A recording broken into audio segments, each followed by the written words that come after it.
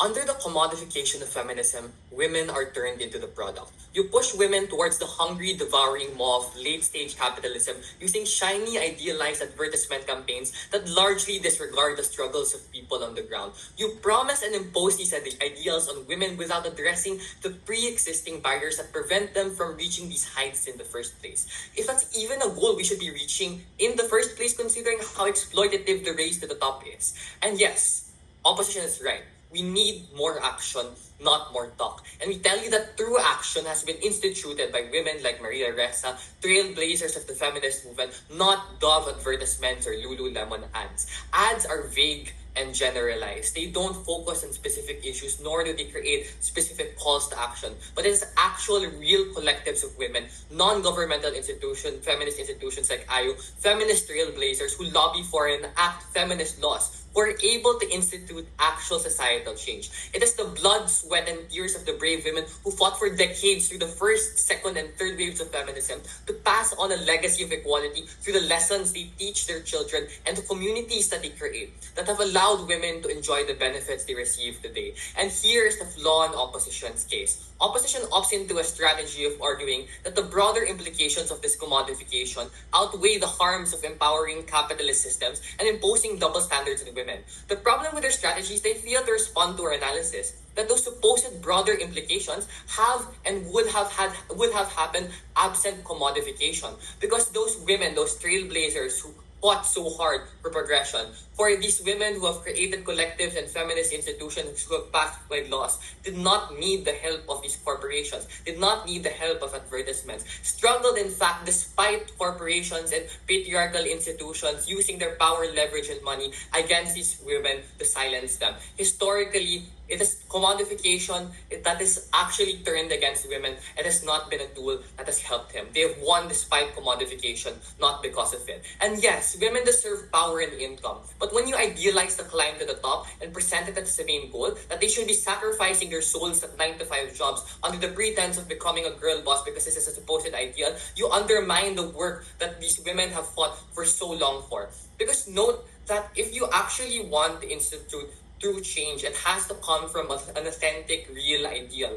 Why is this? Because people who are on the ground, who actually know the issues that need to be solved, that create specific calls to action, they're able to create communities that are able to push for legislative change through being able to get a mass amount of support is to pressure politicians into passing legislature, are things that exist absent commodification. The only thing that you do with the commodification of things like girl boss is turn narratives that could otherwise become powering into tools of capitalist structures. And Seth and Jaron already give you incredibly important points on this when they tell you that these institutions that oftentimes have the power to shape these narratives are owned at the end of the day mostly by men and people who have benefited for centuries or decades from entrenched power structures. They get to decide what narratives are imposed upon the public. And this is so harmful, especially when opposition isn't able to address this within the first half of this debate. Because note that if men and people in power are able to decide the forms of which these narratives take place, and it is precisely the reason why we see influencers online, for example, or brand marketing campaigns actively supporting the Girl Boss campaign.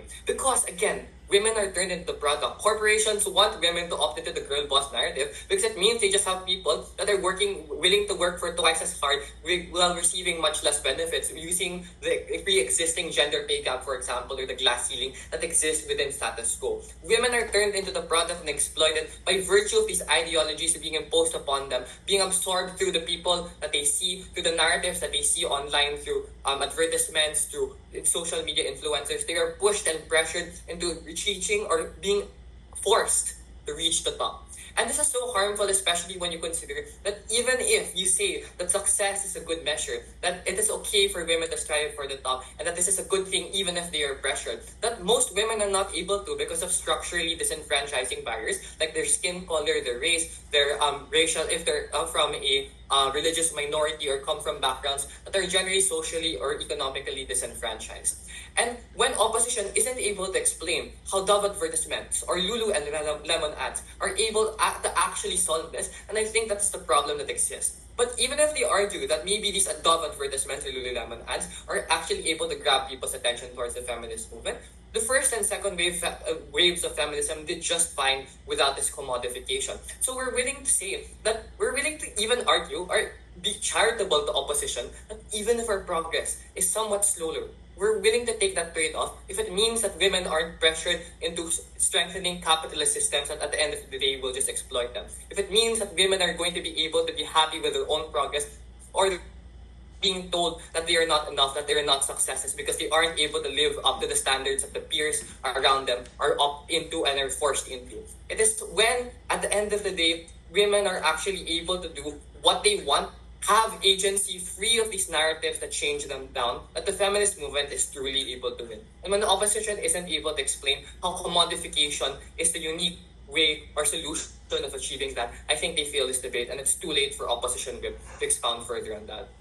What happens absent commodification are the precise structures I've already told you about. The collectives of women, the feminist icon trailblazers were actually able to enact these policies. Because I think it is a bit disheartening to see how opposition discredits the true impact of what women have been able to do in the past. Because I think you can trend online without the support of large corporate institutions. Because at the end of the day, the internet is a free domain. If you have something worth seeing, it will be listened to. And even if you argue that money or like a backing from the large sponsors leads to larger reach, this is something that also comes with a trade-off. That because of the vague nature of these institutions, you cannot attack these established institutions, these same institutions that are suppressing and disenfranchising women. So you're not allowed to speak out against these institutions if you remain dependent on them. Second, you're not able to speak out against these institutions, but you're also not able to speak on specific truths because corporations have an incentive to remain neutral about political issues so they aren't dragged into political messes. So if you're supported or sponsored by these large institutions as an influencer, for example, online, as a girl boss influencer, you don't get to act on those things. So the commodification historically has actually held back the feminist movement. I think we would have a lot more progress today, or at least a lot more genuine and actually down-to-earth progress that helps women on the ground absent commodification. For all these reasons, please regret the commodification of feminism. Feminism should be a tool for success, not a product. For all these reasons, very proud of both. I think it's a clear government.